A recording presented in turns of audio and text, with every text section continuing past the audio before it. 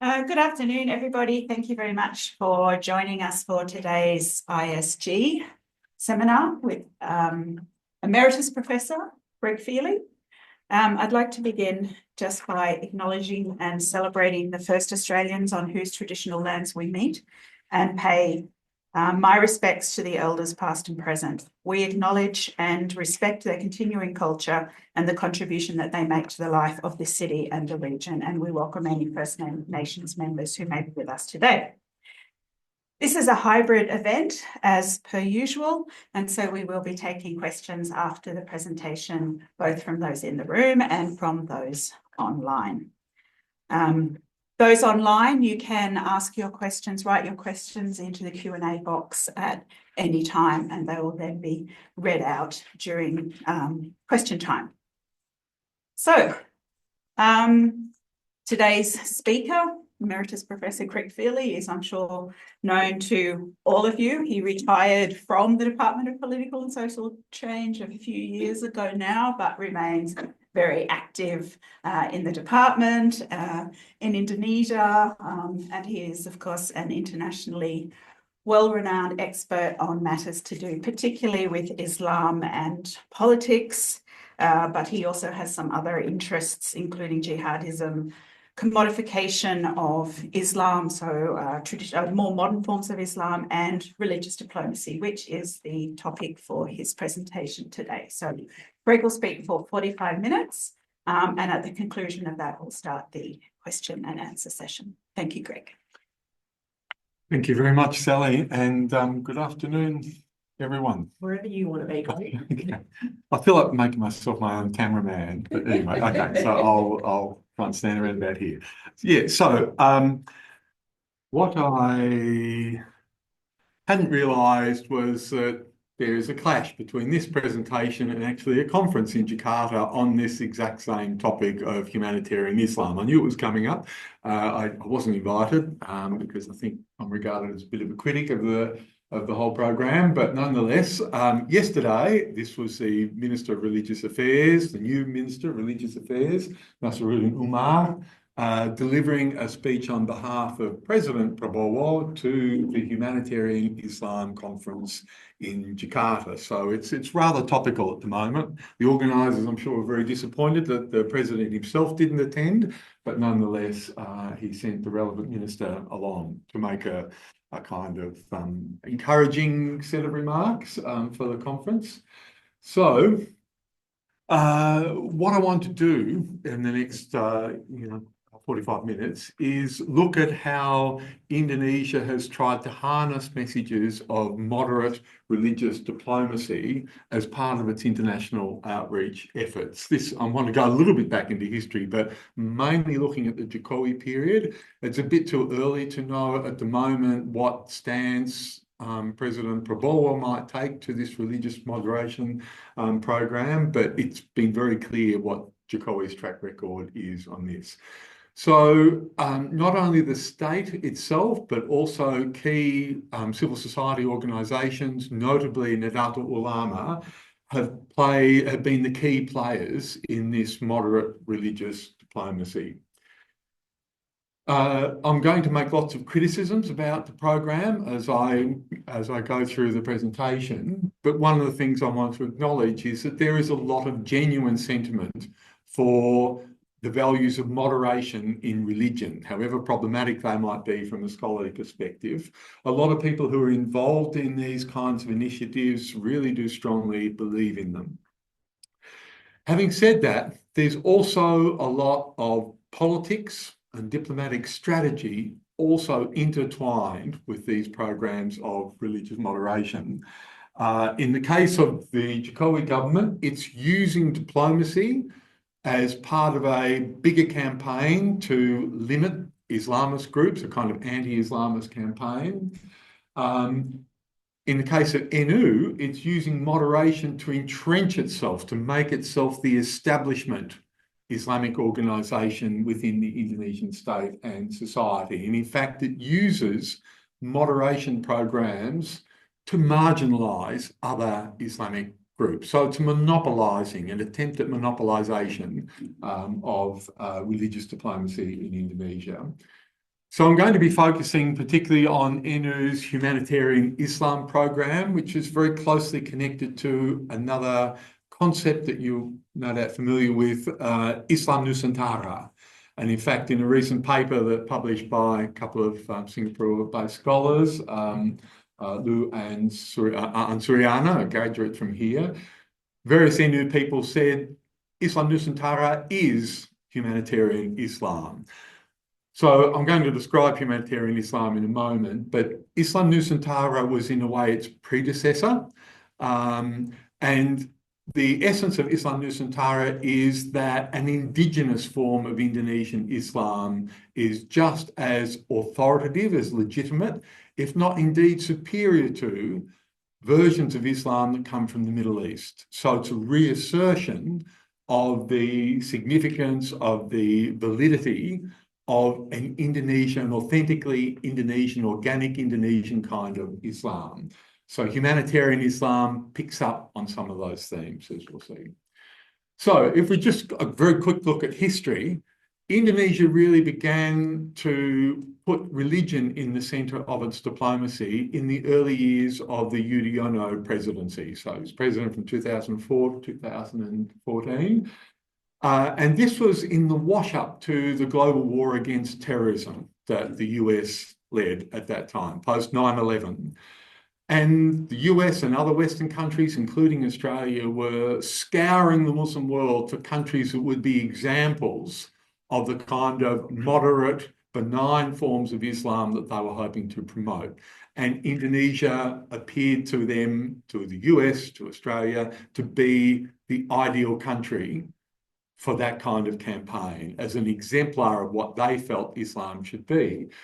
The former US ambassador to Indonesia and well-known neocon figure, Paul Wolfowitz, once said that if only we could export Indonesian Islam to the Middle East, all our problems with terrorism would be solved. So this was the kind of very simplistic line of thinking that was used at that time. So Yudhoyono was very quick to see the possibilities of this, the diplomatic possibilities for this, and he really latched onto it. Indonesia, we got this phrase at that time, Indonesia as a moderate, Muslim majority, moderate democracy. And at that time, it was one of only, well, depending on the year, 2 or 3 in the entire Muslim world.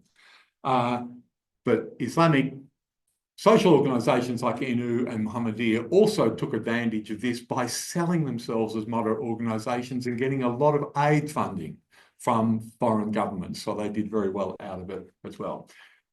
At this time, we had some sort of NU initiatives itself. One of them was this thing, most people wouldn't remember it, and there's no particular need to remember it, but ICIS, the International Conference of Islamic Scholars. This was one of the later ones in 2015, but it began in 2004. And the theme of this was Rahmatan lil Alamin. So that Islam was the blessings to the world, basically.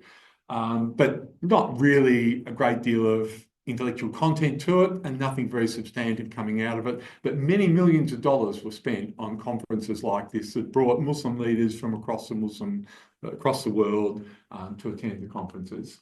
Much more serious was in 2016, Isomil, which was an initiative of the then chairman of NU, Nahdlatul Ulama, Said Agil.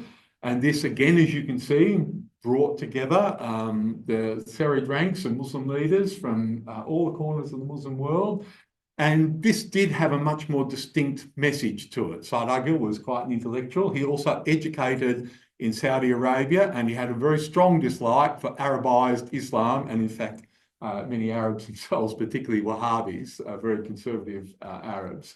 So this was really the origins of the notion of Islam Nusantara, that Indonesia had to assert the validity of Islam found within its borders. So then we come to the Jokowi presidency from 2014, and of course just completed. And for Jokowi, a little bit like SBY, he had very little Islamic credibility himself, and he was looking for anything that could give him diplomatic advantage internationally, but also anything that was useful to him in domestic politics. And this ticked both those boxes. NU was his main source of support within the Islamic community. I think it's fair to say he probably would not have become president had it not been for NU's support. And he was extremely close to the NU chairman, who was elected in 2021, Yahya Stakuf, a former spokesperson for Gus Dur, President Gus Dur. And Jokowi personally endorsed not only Islam Nusantara, well, mainly Islam Nusantara, and in fact incorporated it into the official diplomatic messages that Indonesia, and indeed he was conveying to international audiences. So this brought NU right into the very centre of national diplomacy. And there's just a photo of Yahya Stakuf with Jokowi. Humanitarian Islam. This was developed by various people, but two people who figured most prominently were Yahya Stakuf, that chairman of NU, and also his close American confederate C. Holland Taylor. And they are involved in a number of US-based institutions, one of them called Bait al-Rahman, also the Centre of Shared Civilizations. And some of you may remember an organisation called Live for All, which is based in Carolina. And these are all part of the kind of same family and all draw on funding from conservative Christian groups in America. There's a photo of Taylor. I think this is taken at his house near Borobudur. Has a very extensive complex there. And there he is, very familiar terms with Gus Yahya. He's a controversial figure within Indonesian Islam and also within NU. He became close to NU via his connection with Gus Dur in the last years of Gus Dur's life, after Abdurrahman's life. He became one of his kind of inner circle, a number of foreigners who had privileged access to Gus Dur. They supposedly collaborated on the creation of this book, The Illusion of an Islamic State, Ilusi Negara Islam, which most people have thankfully forgotten about. I think it's one of the worst books ever written on political Islam in Indonesia. But as Sydney Jones made clear in a recent conference presentation, the book did have influence, unfortunately, in Indonesia's intelligence community. And she feels that one of the reasons that the intelligence community has a very simple black or white view regarding Muslim organisations is because they've taken seriously the kind of very simplistic Manichaean analyses that are presented in this book, Ilusi Negara Islam. But he has international networks. He himself is a former evangelical Christian and also telecommunications executive. He travels widely. He has connections into various European governments, US, certainly in the Christian side of US religious politics. And when Yahya Stakuf was elected as chairman of NU, Holland Taylor was made a kind of unofficial NU envoy who answers only to Yahya Stakuf. So as far as I'm aware, and I spent quite a bit of time studying NU's history, this is the first time that someone has been given a position like this within NU. NU has all sorts of units within it that are doing international outreach, but beside or perhaps on top of all those units is Holland Taylor. So he has, shall we say, very idiosyncratic views of Islamic history and Islamic politics, both globally and also within Indonesia. So, been through those. So what are the key points of humanitarian Islam? And I'm taking these from really the foundational document, which was prepared by NU's male youth wing, men's youth wing, Ansor, Kepe Ansor, and the original, I think it's 2021 when this took place. So I'm just lifting a few, what I think are significant quotes from the document. But the first of them is, and this is what opens the declaration. that this towards a recontextualization of Islamic teachings for the sake of world peace and harmony between civilizations.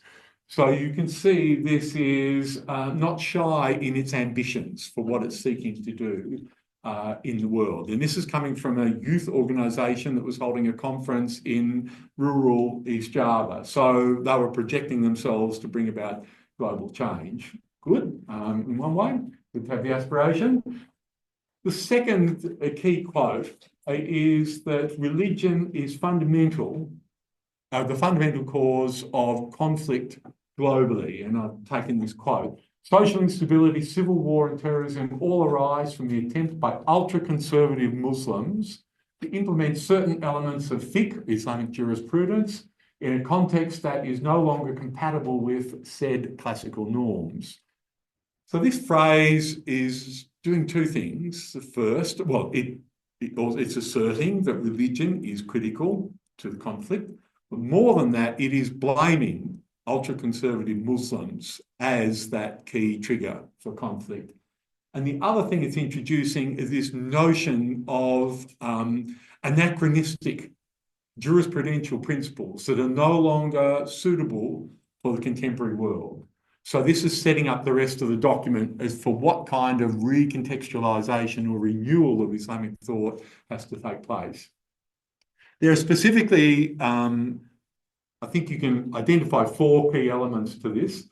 There's a rejection of the notion of a caliphate or transnational Islamic governance as unfeasible or contrary to Islamic law. That's one of the assertions. And this was written in the context of ISIS, of the Islamic State, which was set up in 2013. But also for conservative and even not conservative Indonesian Muslim organisations that have the aspiration to found a caliphate as part of their constitution. Sufi groups, lots of groups have this. But particularly one Islamist group, Hizb ut-Tahrir, this is the central plank of its platform, is to re-establish a caliphate. So this was directed towards those kinds of groups. Second, related to the first, is the need to accept the legitimacy of nation states. So Muslims shouldn't be thinking of grand overarching transnational structures. They should be thinking of their own country and showing loyalty to that country and committing themselves to the growth and prosperity of that country. The third point is a very controversial one, and almost a deal breaker, I would imagine, in the broader Muslim world, and that is that it proposes the UN Charter as the basis of this reform of Islamic jurisprudence. The final point, and the most elaborate one, is that it was calling for this process of reopening interpretation of Islamic law, of this notion of reasoning, ijtihad, so that new norms can be developed that will be antithetical to the emergence of conflict and terrorism and the like in the world. So you have to change the teachings in order to change the attitudes of Muslims and ultimately to change their behaviour. That's the kind of chain of reasoning that we have here. And they looked at such things as perceptions of non-Muslims and the terms that are applied to them, whether they're called kafir or infidels, what their status is within society, are they equal or lesser status, and also elements to do with jihad. When is it legitimate to undertake jihad? So they are the kinds of things that they wanted reinterpreted. So just looking at, I mentioned this organisation before, Bait al-Rahman. So this is the main organisation for promoting Humanitarian Islam. And this is Yahya Stakuf, just a photo from the cover. But Islamic jurisprudence for a global civilization. Again, you see this very broad remit that they're giving themselves. The pinnacle of the implementation of humanitarian Islam came in November 2022, a few weeks prior to the G20 summit in Bali, when an R20 was held, an interfaith 20, a religious 20 in effect. And so religious leaders, not just Muslim leaders, but religious leaders from various countries, particularly the G20 countries, were invited to idyllic beachside location in Bali for this conference, and you'll see there's Yahya Stuckworth there, former Vice President Yusuf Kala, and this is Mohammed Al-Assad, the President or the Chairman of the Muslim World League, which provided most of the funding for the event. And just the last of these things, just to give you an idea of how much diplomatic time is going into this. So this is from last year, almost exactly a year ago, where Jokowi addressed the International Summit of Religious Authorities. So there are lots of these rolling events going on, and particularly during the Jokowi presidency, either the president himself would appear in person or on the screen, or he would send a very senior minister and provide resources for those events. So it just gives you some idea of what was being invested in this. So, critiquing humanitarian Islam. Let me start with the notion of moderation. If this is one of those words that the very uttering of it seems to connote very positive feelings, that this must be inherently good in and of itself. And I think there's a great deal of scholarly literature now that says we actually have to be far more critical about what the meaning of moderation is and how it is used. And so the first thing to say, it's an inherently unstable concept. Because of its dialectical nature, it is always a concept that is defined in relation to extremes, whether it's extreme right, extreme left, whether it's extreme liberalism or conservatism, you name it. In between those extremes is supposedly moderation. But it's highly subjective, and it's also socially constructed depending on what you regard as extreme and centre, for that matter. But because it's socially constructed, it's also very easily weaponised to be used against people who have views contrary to your own, people who are seen as foes. A great example of this is Salafism and Wahhabism. So I mentioned before NU's chairman, Saad Agil, Siraj. So he was one of the people who was very trenchant on this, that it's these very puritanical, ultra-conservative teachings that are bringing extreme violence into the world, terrorism and the like, but are also undermining the essential values of Indonesian Islam. So in NU documents, there are any number of books published, papers and the like, excoriating Salafism and Wahhabism as things that were threats.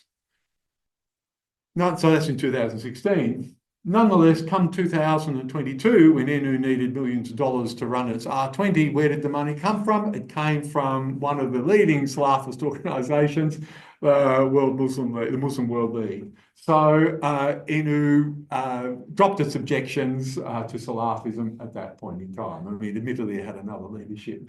But nonetheless, it shows this defining of who is a threat and who's an enemy can change very rapidly depending on the needs of whatever organisation it is. It's not just NU.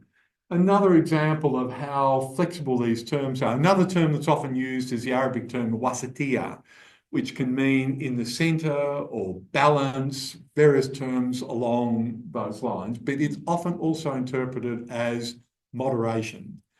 And so Wada Islamiyah is the largest of the Salafi mass organisations in Indonesia.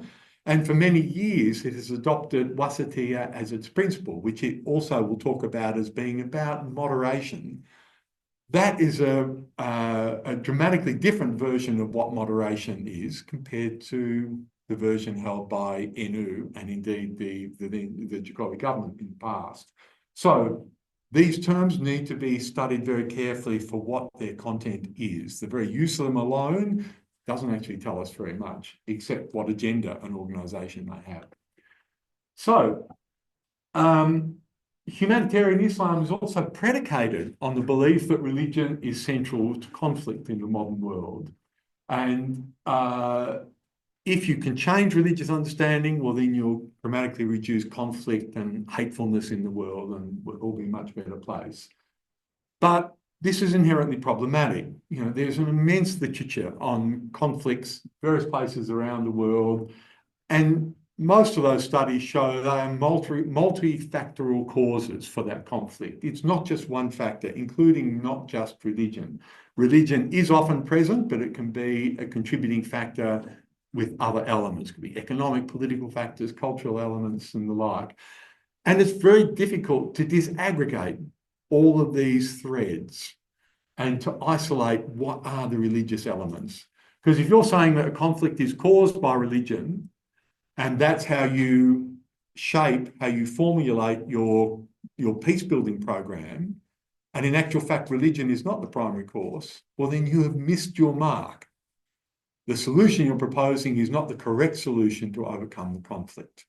So that's the problem here when we, and I think of the work, William T. Kavanagh's work about this, the myth of religious conflict. He's written a whole book, which is a very interesting book, and basically he says people do not even correctly understand what religion is. And he says, in terms of motivation and mobilization of people, Islamism, Christianity is no different from communism, consumerism, all sorts of other isms. So we tend to have these special categories for religion that actually do not withstand close scrutiny. So these are all reasons why we should be wary of advocates of humanitarian Islam when they say it's religion causing conflict and that's why we need this kind of humanitarian solution to it. Because in fact, not proving that religion is central. Another thing that's curious about humanitarian Islam documents is there seems to have been very little research about how you will bring about this global recontextualization. What is the body that is going to oversee or organize this approach?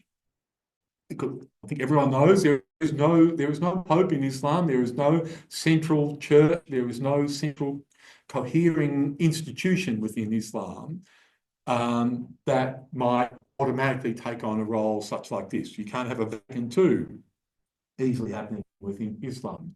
We do have things such as the International Islamic Fiqh Academy, which is set up by the Organisation of Islamic Cooperation in 1983, I think it was. But it's got a quite minor set of objectives, and it confines themselves to smaller matters of religious law. It's not about discussing fundamental change in interpretation.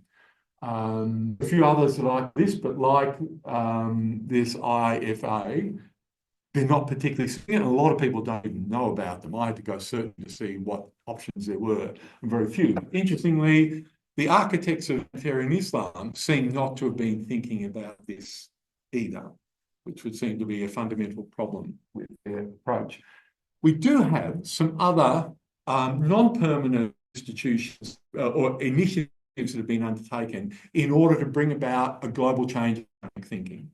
Probably the best known of these is Jordan's Amman Declaration, began in 2004. It's still going till today, but not attracting much attention at all. And it's been personally led by King Abdullah from Jordan. It has a number of themes. I won't go into the details on them, but basically law schools, it's apostatization, declaring on a non-Muslim, and also who has the right to declare fatwa. So basically, if you're adherent to one of the four Sunni law schools, well, then you should be apostatized. So as you know, a lot of jihadists would say these people are not proper Muslims, so therefore their blood is spilled. So this is opposing that particular view. And also who has the right to issue religious rulings. So the things that the Amman Declaration was concentrated in. There's actually quite a bit of similarity in the language, not direct similarity, plagiarized similarity, but similar thoughts behind the Amman Declaration and also humanitarian Islam. NU, at least 2 and possibly 3 leaders were signatories to the Amman Declaration at different times. I think Muzadi was, and I think Saad Agil was as well. And nearly all the literature on this regards the Amman Declaration as a failure in diplomatic terms, a failure in terms of changing Muslim attitudes, and also who has the right to declare fatwa. So basically, if you're adherent to one of the four Sunni law schools, well, then you should be apostatized. So as you know, a lot of jihadists would say these people are not proper Muslims, so therefore their blood is spilled. So this is opposing that particular view. And also who has the right to issue religious rulings. So the things that the Amman Declaration was concentrated in. There's actually quite a bit of similarity in the language, not direct similarity, plagiarized similarity, but similar thoughts behind the Amman Declaration and also humanitarian Islam. And they begin with Jordan itself and how there's been hardly any change in the textbooks and it's taught in schools in Jordan. There's still quite sectarian elements in that. But internationally, it's very hard to point to anything that shows that people have had their views changed as a result of this initiative. But what we do know is it's been a great earner for Jordan's diplomatic efforts and economic efforts. It's allowed Jordan to pull in additional aid money. It's allowed Jordan to get access to leading forums, so King Abdullah can talk about Islamic moderation and the like. So it was actually extremely lucrative strategy that they hit upon. Just one other quick initiative was the Marrakesh Declaration. This involved about 300 ulama, Islamic scholars from around the world, particularly trying to have a rapprochement between Shia and Sunni Muslims. Again, personally led by King Mohammed of Morocco, and that also is the consensus of scholars is that it had almost no impact. So not a great history of these ideas being successful. So at the very least, I want to think that NU would think about how it might do things better, but we don't see any evidence of that. And the last thing I want to raise about this is whether NU itself is the organisation that can make this happen, this global effort.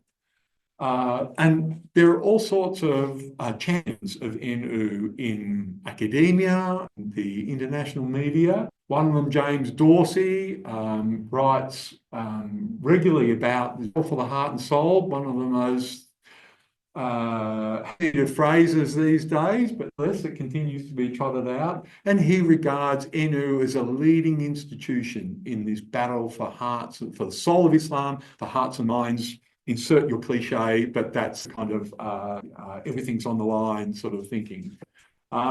This Austrian scholar, Professor Rüdiger Locher, is another person who writes very effusively about NU and its ability. He's seeing it again as a leading organisation in opposing hyper-conservative Islamism from Arab countries.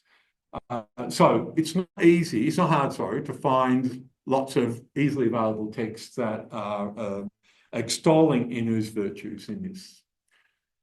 So despite all of that praise, all of those fine words, my view is that NU indisputably lacks the stature in the international community to be able to lead the kind of reform process that it is talking about. Starkov himself is, he's certainly an Islamic leader, but he's not a well-known authority on Islamic law. He's not a highly regarded ulama, I don't think. As far as I can find out, he's never graduated from any course. He's begun a number of courses, but he's not graduated from them. If anyone knows otherwise, please let me know. But when you look up biographical details, he's also not written anything. Long pieces or even shorter but interesting pieces, the sorts of things that Abdurrahman Wahid Gusdur would do very often. So he doesn't have a history of scholarship behind him. So you're wondering who is it within NU who would be able to go to international Islamic forums and suddenly command the attention of people, bring common purpose into this regionalisation process. Also, international forums are extremely expensive. They require, to do them on a big scale, require tens of millions of dollars. There's certainly not money like that available within Indonesia. NU itself has run many of its own activities. So where is the money coming from? And the last thing to say, the organisations that do have money, like the Muslim World League, I don't think they would be willing to allow NU for doctrinal reasons and also because of the condescension that many Middle Eastern Muslims feel towards Southeast Asian Islam, that they would be willing to cede a leadership position to NU on these matters. So these seem to me all very practical difficulties of why this cannot be realised. Despite that, various Western governments, sometimes the Australian government, commit money to these kinds of objectives. This is just an example of James Dorsey, Saudi Arabia and Indonesia's juxtaposition of the radical, highly conservative Saudis with the democratic, pluralistic Indonesian Muslims represented by Yahya Stakuf. So in MBS, Mohammed bin Salman on the other side. So again, you can see the clashing visions of moderate Islam. This is kind of discourse that we get. So the last thing I want to talk about is the political uses of moderation. And that we should start thinking of it not as a freedom, but as a constraint. And here I'm drawing on some of the scholarship, really interesting scholarship by Ethan Shagan, looking at British history, going back to the Civil War. And he examines, so going back centuries, how moderation has been used as an instrument to instill discipline on not only on the state, but also on members of society. It's a way of kind of reining in unruly passions and reining in tumultuous tendencies that exist within society. And he writes very interestingly that moderation is it's used to define a space where both the state and individuals are trying to influence each other, but also live in harmony together. So it's quite a complicated characterization he has of it, but I think it's very instructive to apply this to these recent discourses on religious diplomacy. So he writes about moderation and its subtle violence. Is that moderation first and foremost means governance, restraint of unruly passions, affections, and appetites. I partly said that. Also very interesting is the work of Michaela Brouwers on the moderation paradox. And what she does is question whether moderation is always the best approach to adopt if you're wanting to undertake reform. And she points to many examples where it has been precisely radical movements that have brought rapid and sweeping and lasting change, not moderate movements that have been interested in gradual piecemeal change and the like.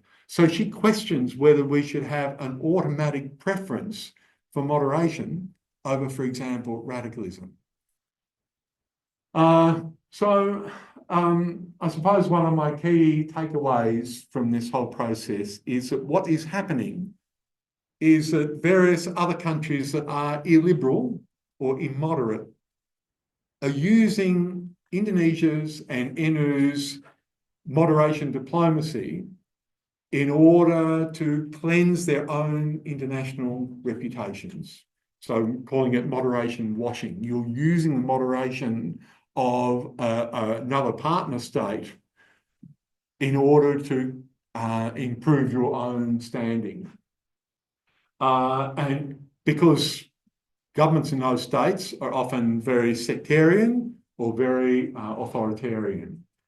So Stacey Gutkowski spoke really nicely about this. She said, moderation is a culture of display, this reputational initiative the countries undertake to gain international approval. It's not really about moderation itself. It's about using moderation to obtain something that you want internationally.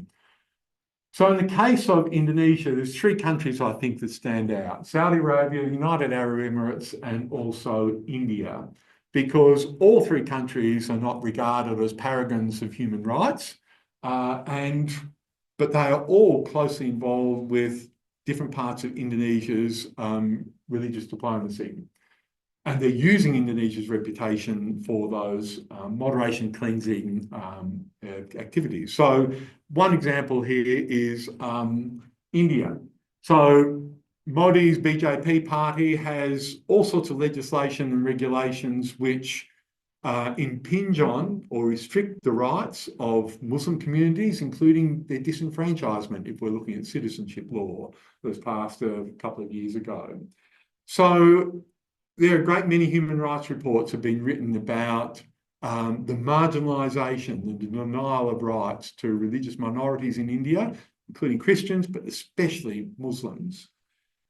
Despite that, NU has allowed a senior representative of the BJP and the RSS, the kind of the Preministic organisation that undergirds the BJP party, they have allowed one of their leaders a seat at the table and speaking rights at these international conferences like the R20. So Ram Madhav is the classic example of this.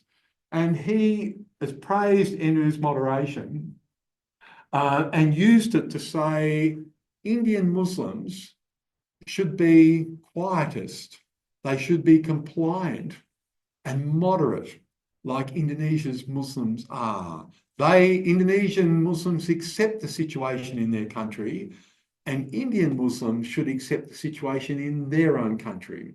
So you can suddenly see the leverage that this sectarian ultranationalist group is hoping to get from the Humanitarian Islam example, from the Indonesian example.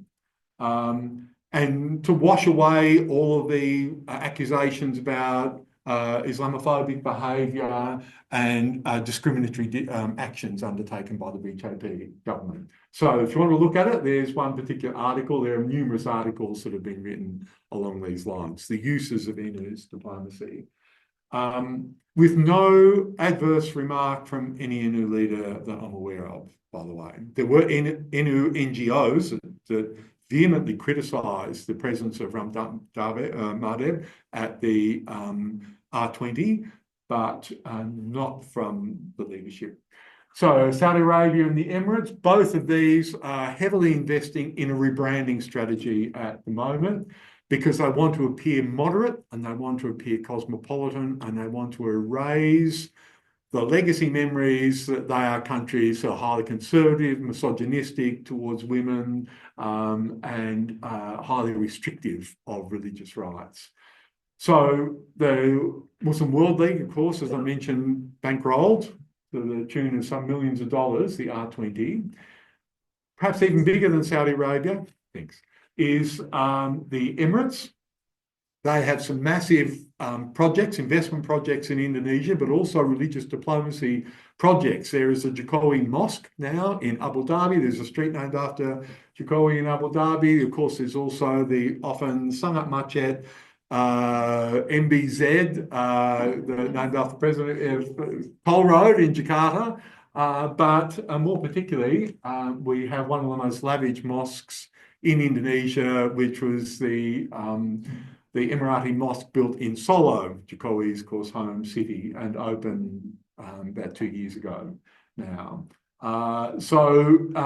This is a tangible form of Emirati diplomacy in Indonesia.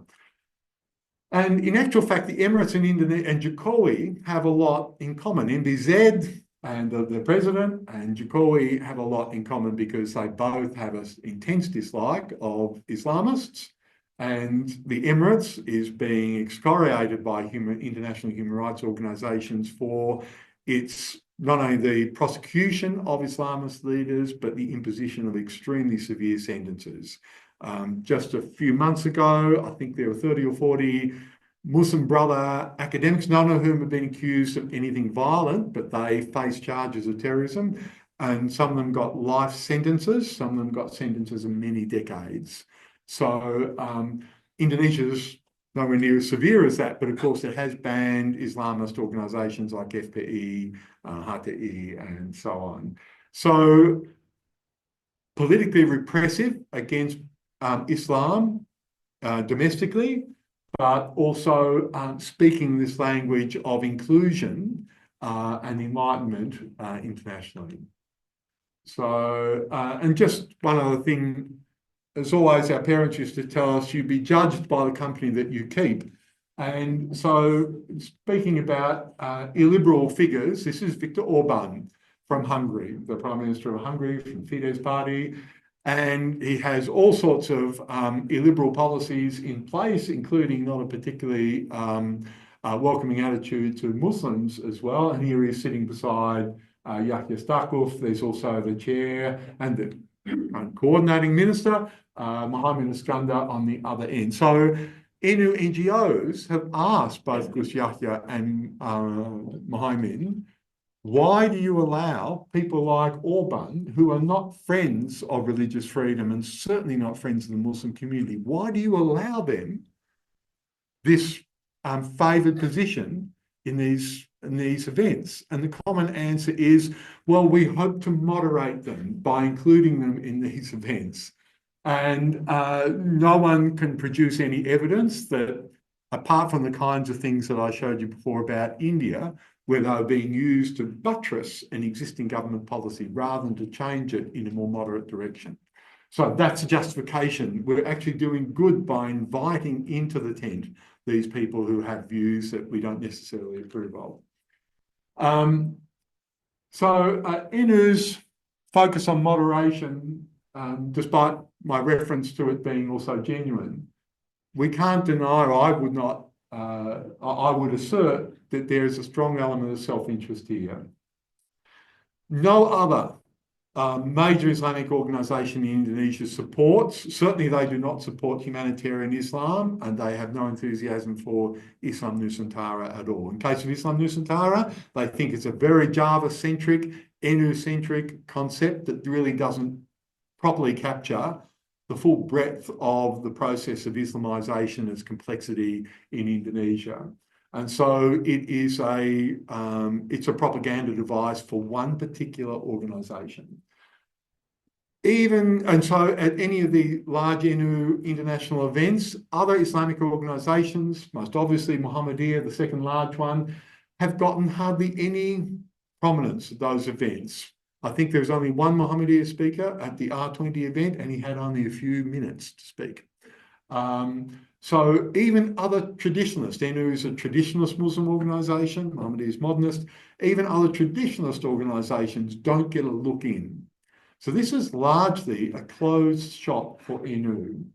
And what's it doing here? It's using moderation in order, as I said at the opening, to entrench itself, to make itself the dominant establishment organisation within Indonesian Islam. But when you think about Indonesian Islamic officialdom, you will think automatically NU.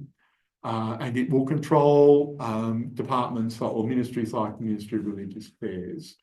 It also allows NU a weapon to strike at its perceived doctrinal enemies such as Hizbut Tahrir and Salafist groups. So if you can be successfully labelled as immoderate or radical, well then you are very vulnerable to state retaliation, including possibly dissolution, disbarment.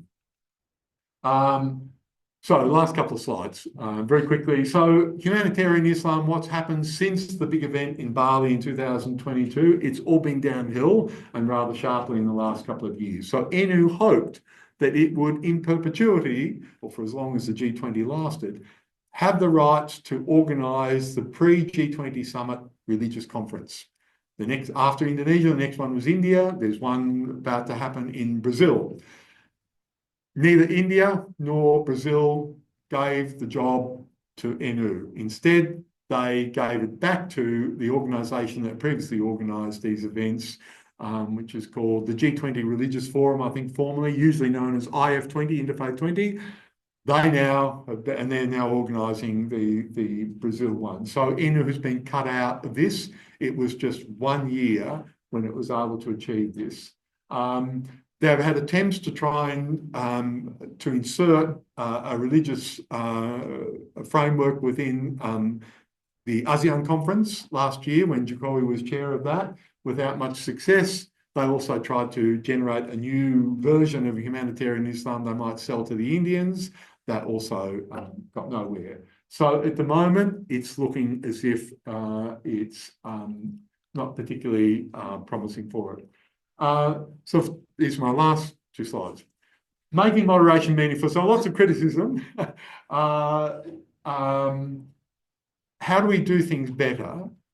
And I think there is a place for some of the initiatives that NU has had regarding the status of kafir, for example, regarding the status of dhimmi, the people who are non-Muslims, their position in society. There are lots of things there that can be the basis for a much more serious and realisable set of goals internationally.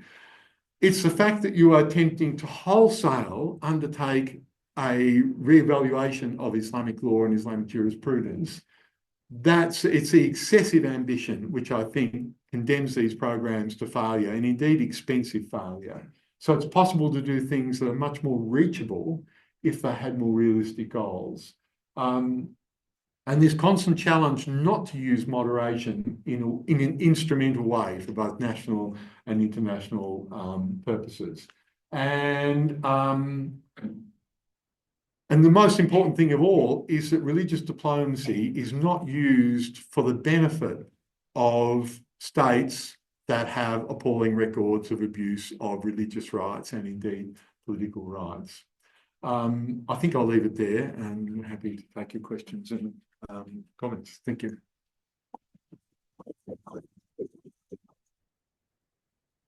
Thanks very much, Greg. So we have approximately 40 minutes for questions and for discussion. So we'll start by taking some questions from the floor. Just ask people to keep your comments short and your questions to the point so that we can fit some of the discussion in. So we'll start with Terry. Thank you very much, Greg. I wonder if you could say more about Muhammadiyah, and also how is this found in campuses across Indonesia? Because I would expect that our campuses provide a foundational area for debate, and this concept on the campus, is it welcomed or critiqued? Thank you, Terry. So for the first question about Muhammadiyah, as I mentioned, Muhammadiyah has been given very little role in these events, which is a source of considerable irritation right up to the central board of Muhammadiyah, because there have been Muhammadiyah leaders who have, Jokowi had, I can't remember the formal title now, global envoy to the Islamic world for this Wasatiyah project. So these are people, these are highly respected Islamic scholars from Muhammadiyah who held a high state office, a high state appointment, and they were denied a significant role in the R20. So it's kind of ironic that you're talking about religious pluralism and inclusion, yet you exclude the second largest Muslim organisation in Indonesia. You failed at the first hurdle in a way. And I think that's deeply symbolic that Muhammadiyah is allowed little role. I mean, Muhammadiyah has its own kind of moderation doctrine, which is called Islam Berkemajuan. Typically, it's a not very exciting document, but it's an attempt to give a more pluralistic, cosmopolitan, moderate kind of outlook for Muhammadiyah. But it's nowhere near as ambitious as what NU is seeking to do. And I think the comments at Muhammadiyah, they're reserved in their criticisms of R20 and Humanitarian Islam, but they're not impressed by it. And quite often they've got similar sorts of objections to some of the things that I have mentioned here. And they're very critical of those academics and commentators who write in a gushing way about how wonderful NU moderation is, because if you look at NU's record, I mean, NU in East Java tried very hard to have the Shia banned there.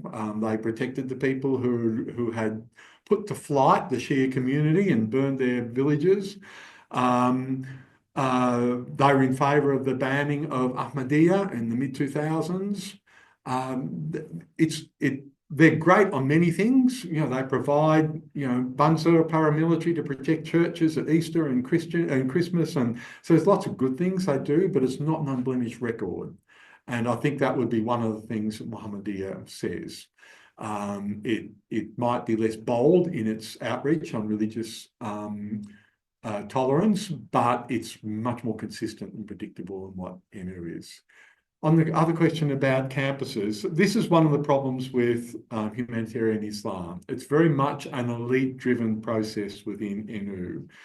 So a few months ago, I spent quite a bit of time in West Java and also East Java, including meeting lots of NU people. And I would nearly always ask them about, what do you think of humanitarian Islam? Humanitarian what? They don't know. Most people don't know about humanitarian Islam. Islam Nusantara, they do.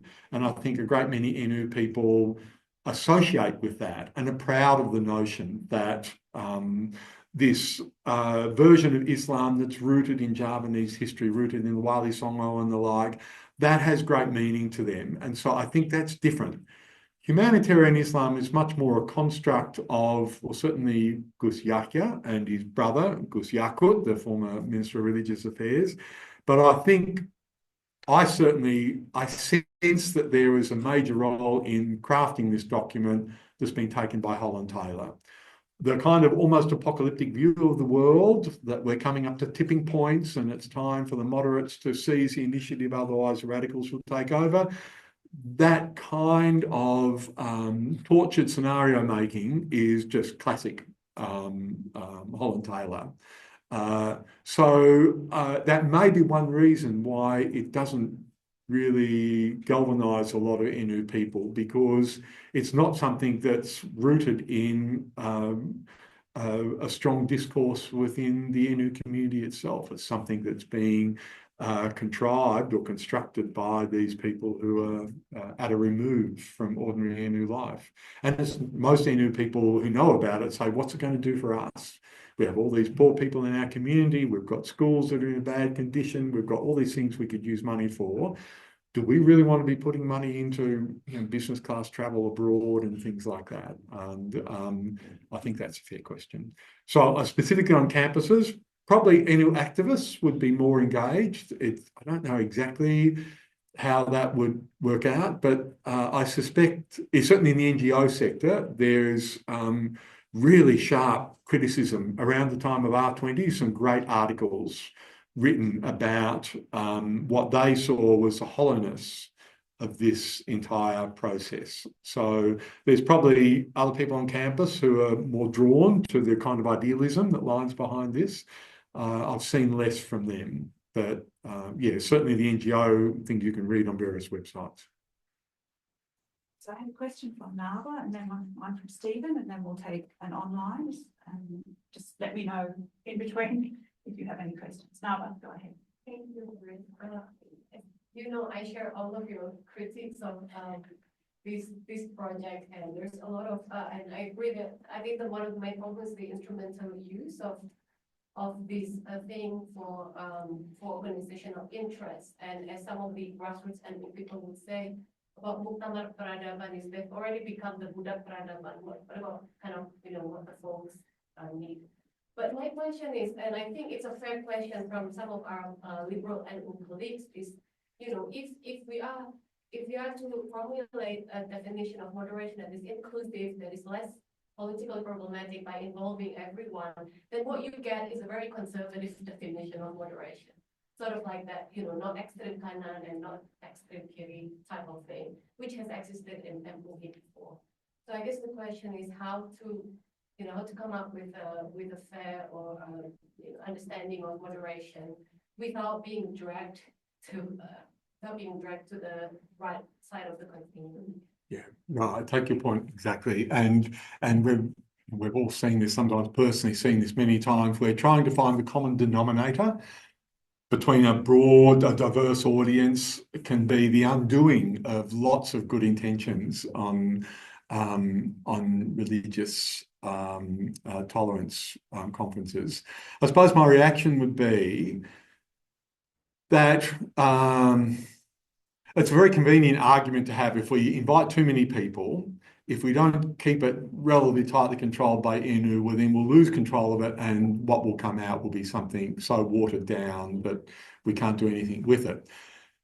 But that assumes that by inviting, for example, Muhammadiyah people who have a long track record of engagement on religious tolerance issues, like Shafi Mugni was one example of a person who only got a few minutes at R20. Din Shamsuddin, good or bad, you know, he wasn't invited, even though he's still on the World Conference of Religion and Peace. Abdul Mukti has got the new Minister for Primary and Secondary Education, has a long record of serious engagement in religious tolerance issues. Inviting those people would not greatly dilute, perhaps, what you were going to do. What it would do is put a brake on NU people saying we can use this to get a better deal out of this from the Emiratis or from our own government or something like that, because there are more people in there who don't share your institutional interests but might share your interest with religious rights. So yes, you could invite conservative religious leaders along who don't want to give ground on issues, and that would be harmful to what you're trying to achieve. But nonetheless, if NU was genuine in this, they do have the people from Muhammadiyah who do have long track records, and I think distinguished track records, and they really deserve to be part of those conferences as well. And it's one of the reasons that makes me use that quite harsh wording that it's NU self-interest here. Whether it's NU arrogance or it's NU wanting to make sure it's monopolising the situation, I don't know, because I suspect there are some NU leaders who say Muhammadiyah cannot do religious tolerance as well as NU people. They just think inherently NU is superior at those kinds of things to Muhammadiyah. But if you look at Shafi Ma'arif and people like that, actually Muslim Abdul Rahman, Shafi Ma'arif, I think, has a record second to none for consistency and bravery in defending religious rights, better even than Gusdura, I think. So it's a very self-protective, it can easily become a very self-protective argument, I think. Okay, absolutely. Yes, thank you, Greg. This is a really, really interesting presentation. If I understand you correctly, there's two types of critiques that you're making of NU activities in this area. One is that it's failed, basically, and failed because of problematic basis of some of its ideas, the whole idea of moderation. And I think that's you've done that extremely effectively. The second, though, is you seem to be arguing, if I understand you correctly again, is that activities are being counterproductive, particularly on the global scale. That I find a bit less convincing in that, as you say, moderation is used in all sorts of spheres of politics across the world in all sorts of ways. So I'm wondering if, say, for example, your example around Madhav and the RSS, I mean, it seems to me that they don't need to have NU's activities to make the sort of arguments that they're making. They'll mobilise the word, instrumentalise the word, the ideas of moderation quite effectively by themselves, regardless of anything NU is doing. So I'm just wondering if perhaps your statement of the global level, as distinct from the Indonesian level, counterproductive nature of NU's activities is a little overstated. Yeah, that could be true. I think I don't resile from the argument overall. But I think you're right. If you look at the case of RSS BJP, we can see that Madhav has actually used his involvement, his direct involvement, along with photographs. And on social media, I'm told there's a lot of this stuff. We used to have you remember, we used to have a PhD student studying RSS. So we know it's a fillip for him to be on the inside of this humanitarian Islam project, to attend all the conferences and the like. He could still hold the same views, but it's much less effective if he hasn't been a participant in the conference. And so, yes, it's not going to probably dramatically change what BJP does or Modi does, but nonetheless, there's almost an enabling role if you repeatedly invite someone who you know is making use of your initiatives for an inherently sectarian outcome. So it may not make a big difference, but I think as a matter of principle, why would you want to have someone in a religious tolerance conference whom you know is going to use that material for an intolerant purpose. Ethically, that should really stick in the throat of Jacek Stakov and the like. The same for Viktor Orban, the same for the Polish president and the like. So I think that's the matter of principle. And I think it's probably true also for the Emirates and the Saudis.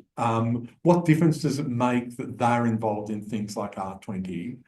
Perhaps not a lot, but ultimately what comes out of that is that moderation is used to marginalise Islamists who should, if the system was properly democratic, have the right to freely express their views and to freely associate and to organise. And in both the United Arab Emirates and in Indonesia, those rights are constrained dramatically in the case of UAE, less so in Indonesia, but nonetheless, Islamists have been very quiet since 2017 because they feel the repressive effect of the state.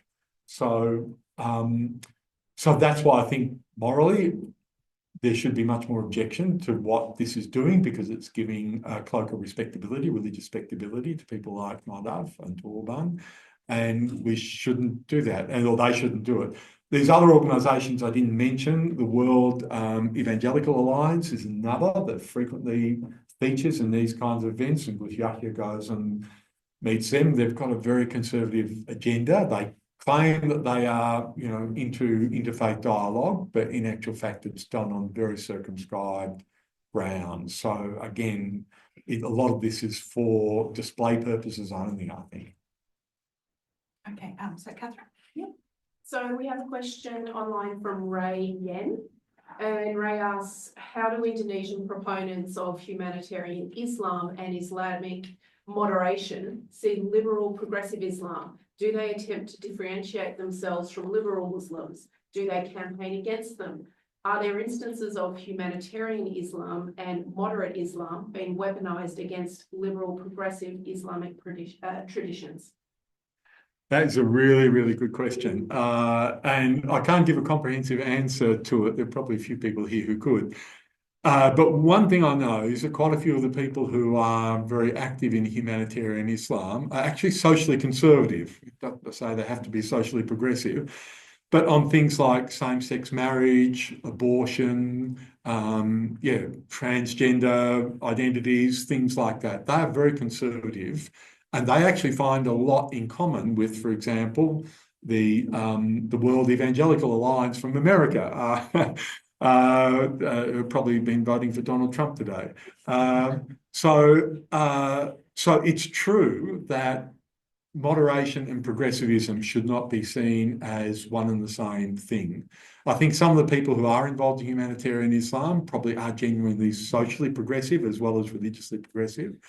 But there are a lot of people in that, and they're interesting in that if we look back on their career of activism over 20, 25 years, when they were young adults, they were writing in a very, with a great deal of intellectual flair about why Islam should be accommodating people, homosexuals, for example, transgender, not so much at that time, but certainly abortion, why abortion was permissible under certain circumstances. And they have withdrawn from all of those positions now. And they're very open about stating, yes, as I've got older, I've become more conservative, and these are changes I do not want in my society. So they're heavily involved in humanitarian Islam and other religious dialogue initiatives. But socially, they actually would have a lot in common with conservative religious figures, whether Muslim or other faiths as well. Probably more broadly than that, I don't know enough to really give a good answer to Ray's question, but I think it is something that really should be, there should be research that's undertaken on this. And we see this in many religious and political communities, that the splintering of previous blocks that were very solid and seemingly homogeneous. If you're progressive in one field, you're likely to be progressive in another. And now that may not be the case, that people differentiating between social moral values and things like that with issues of religious interaction and the like. The next question that I'd like to read from online is from Kathy Robinson. Thanks for the interesting talk, Greg. The actors in the presentation seem to almost be all men.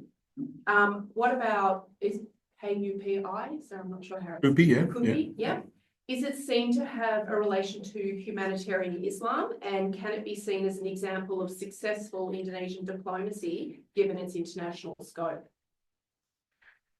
Yeah, well, I mean, Kupi is a good example. So this Congress of Female Ulama, female religious scholars in Indonesia, which strikes me as a good example of something that humanitarian Islam isn't. And that is that Kupi has really, it has this strong groundswell of support from within the Islamic community, and not just NU, but probably primarily NU.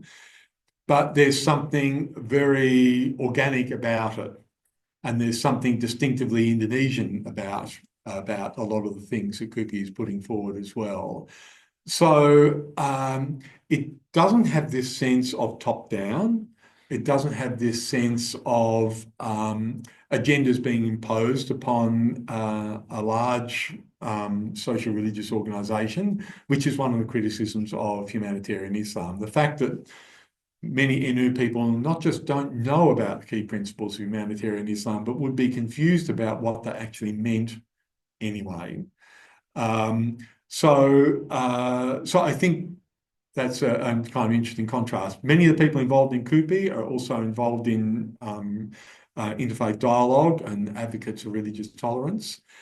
I don't know that many, certainly most of the photos you see in the pictures are men. And if you think back to those big stage full of people, there are only a handful of women in those events. And one of the things I should say is that for the R20, for example, it was an interesting kind of stratification. So there was an NU team organising it, but then there was Holland Taylor's team from America.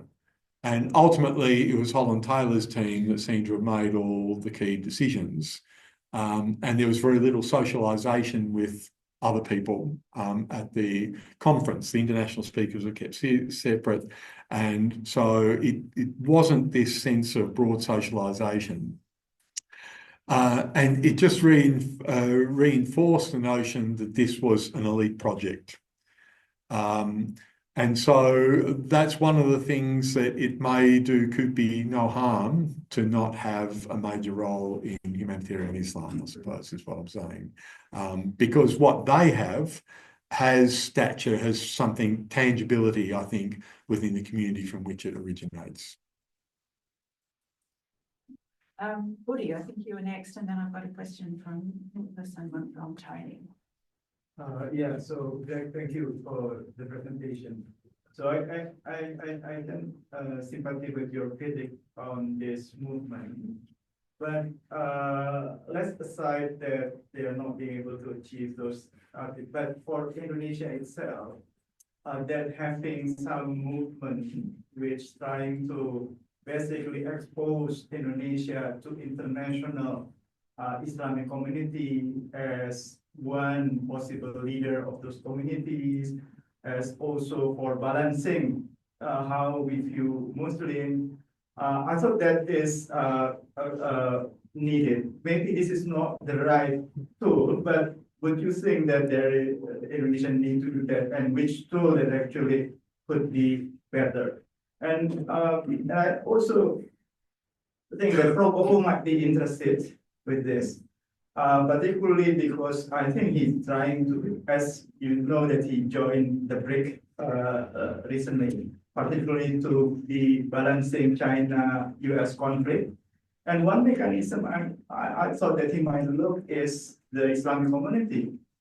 And so some kind of this movement, although it's not 100% achieving the overall goal, might be useful for Indonesia as a nation. What is your opinion on it? Thank you. Yeah, it's certainly to answer the second question first. It's possible that to be Prabowo's position. Yeah, there's a few factors in there that are not how they will play out are not clear to me. I mean, one of the things that the closeness between Yahya Stakuf and Jokowi and Jokowi's reliance politically on NU, I think those are the things that help to make that relationship within the religious diplomacy effort during the Jokowi government very solid. So it was built on that close relationship between NU and Jokowi. There's nowhere near as close a relationship between NU and Prabowo, not at the moment anyway, as far as I can see. It's not that Prabowo has ignored them or marginalised them. They've done quite well out of the cabinet allocations. But there's no sense of a special relationship there, at least so far. And my sense is that Gus Yahya is probably a bit nervous about that in several things he's done. You know, of course, he intervened late in the election to effectively say that NU members should vote for Prabowo. Yeah, he would hope that a grateful Prabowo would keep that in mind when he's deciding what NU gets. So it's possible, but you know, Prabowo has also kept his things open with Islamist groups, and I think he'd be weighing all of those things up. At the moment, you know, how big can the tent be for Prabowo? Just like everyone's being ushered into it, almost everyone's being ushered into it.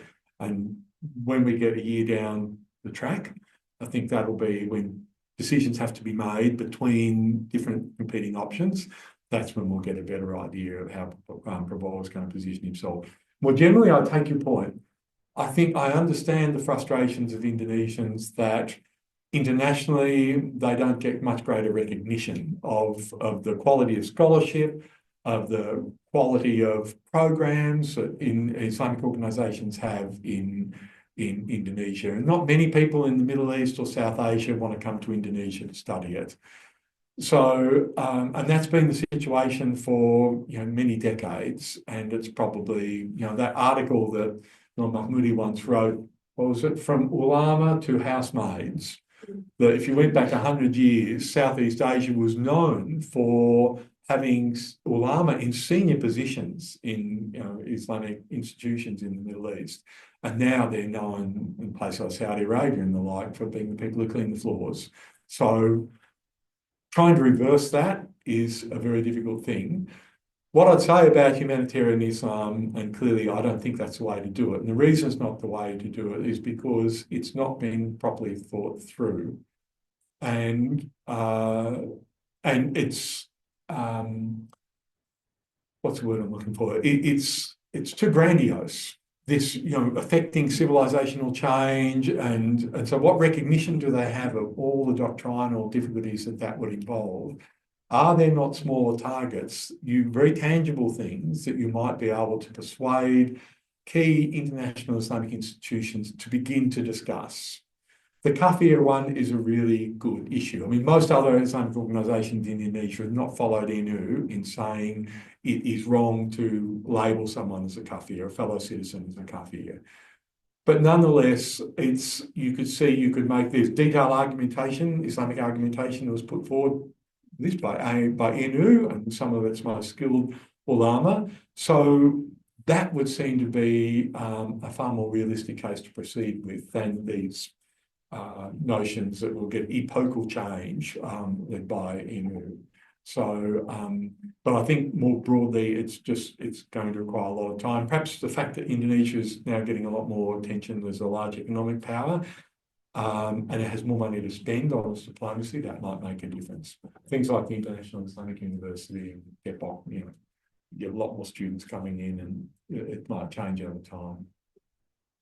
Okay, we've just got 10 minutes left, so we might take the next three, so two from the floor and one online together. And if there's any time left after that, then we'll see if there's any other questions. So we'll start with you, Nicholas, and then you, Tony. Yeah, great. I'll just ask one question really quick, and this is probably from the radio point. A lot of terms you mentioned are quite familiar. Ramadan, Wasatiyah, Minarama. In your mind, because you kind of quoted samples from Jordan, Morocco, and all that, is this a case of some kind of ideas confusion, or do you see more of some kind of policy message whereby things just blossom at the same time using almost the same terminologies and also the modalities of diplomacy. So that's my opinion. And Tony? Thank you, Greg. I kept wondering, like many people, I think, why is it we keep pushing the glass half empty instead of the glass half full with a lot of this data, notably saying, well, Indonesia is not the sort of place, not central enough to us like they have in town. But then going to demonstrate all the carpet hands, all the money it's attracted, even the bad guys saying it's a model, let alone and so on. So, I mean, they can't both be right, but it seems to me, it's the big issue. Is for me, I think, need to legitimate Indonesian Islamic experience as just as valid and authoritative as explained. Then what other way would it work? I mean, it seems to me the disadvantages Indonesia has, obviously, it doesn't have as much money as the Saudis or the Gulf people. It hasn't had geographical centrality, but also it has a tradition of politeness and soft-spokenness, not aggressiveness like the Indians or the Arabs. They don't readily do this, what seems to be being done now. They don't readily make their case. And now somebody is making, I feel you're knocking the tall puppy down, just when something is happening that's actually positive. Okay, sorry. Got one more question to go. Yeah. It's stretching my memory. I'll try and help. Okay. Last questions from an anonymous attendee. Do you think Indonesian academia has paid scant attention to NU's questionable use of moderation discourse? Could the presence of many NU-affiliated scholars, especially in fields like anthropology, religious studies, and comparative politics, be making self-critique more difficult? Okay, so I start with Nick's question about the, in a way, kind of ideas diffusion, yeah. And I hadn't actually thought about that, and I don't know that I have a very considered answer for you. My sense is that a lot of these, I mean, they're very general ideas. Nahdlatul Ulama, for example, is a very general idea, and you look back historically, read newspapers in the 60s and 70s, and sometimes those ideas suddenly come up when people think that this is a valid concept to be using at a particular time. So, and for Wasatiyah itself, there are articles that are trying to trace the popularity of this internationally. So I can't sort of recall all the details of that off my head. To what extent NU people are learning from those foreign discourses, I'm not sure, but I suspect that because the concepts are often quite general, they're quite capable, and in regular circulation in Islamic circles, they're quite capable of producing those themselves without mimicking something that they've got from elsewhere. I wonder about the Aman Declaration, because its original statement, it has something in common with what's in Humanitarian Islam, but I've not asked anyone who is involved, particularly in Ansar, or even Holland Taylor, asked them, did you read other things when you were constructing this declaration? So that's as good an answer as I can give. But it is important to note the similarities in some of the concepts used, but also some of the language. And Tony, yeah, glass half full or half empty? I suppose I'm thinking of the glass as more like a quarter full and 3/4 empty. And you think that I'm knocking down a tall poppy. I wouldn't be knocking down a tall poppy if I thought they were a genuine tall poppy.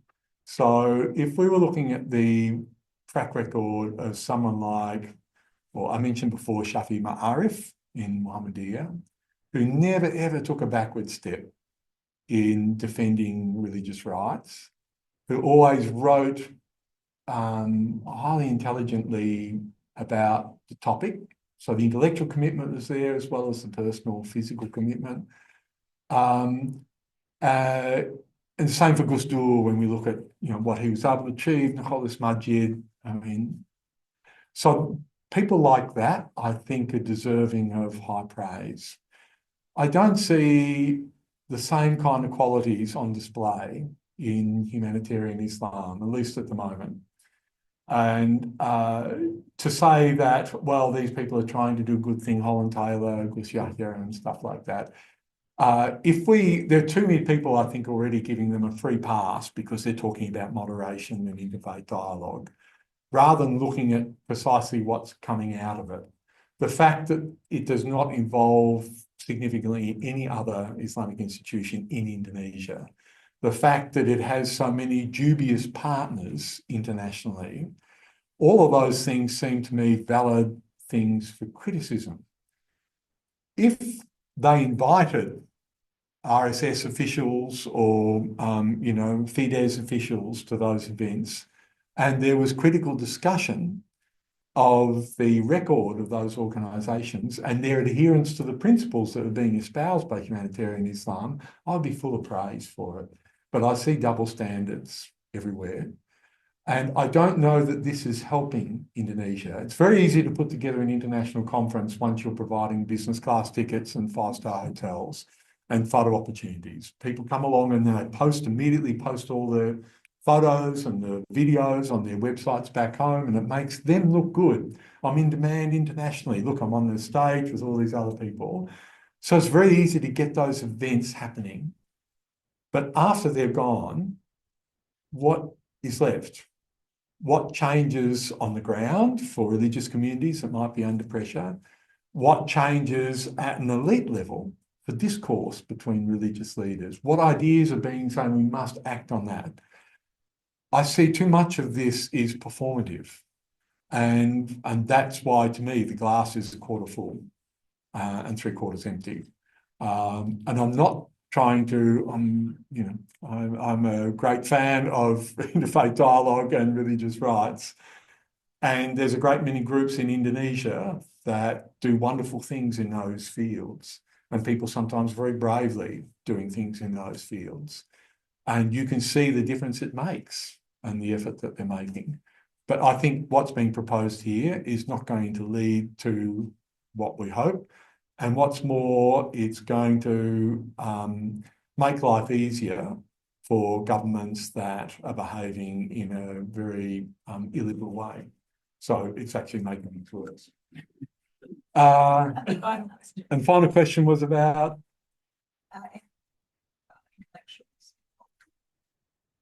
intellectuals involved in involvement in the process of Stifling criticism. Oh, stifling criticism. Oh, yes, that's right. Sorry. My apologies to the questioner. Yeah, stifling criticism. I think that is an issue, and particularly now we have an expanded NU university sector. How free are those people when you have whole faculties that are called Islam Nusantara faculties? What is your scope for being critical within those faculties, either as an academic or as a student, perhaps writing a thesis? I'm hoping the answer is that they are very free to be critical, but it could well be that any criticism of those cherished ideas within NU draws a very hostile reaction. So in saying that, I would also note NU has such a rich intellectual tradition, and there are a great many individual scholars who are prepared to say really penetrating things and sometimes critical things about their own communities, their own organisations. I think we have to acknowledge that as well. Overall, NU, I think, has much greater intellectual scope than what Muhammadiyah does. But I do feel at the moment, the more NU has this sense that its time has come and it's able to assume this entrenched position, the more that people feel they have a vested interest in not criticising it. So, great. Thank you very much. Great. So I think we've come to the end of our time now. So please join me all in thanking Greg for a really significant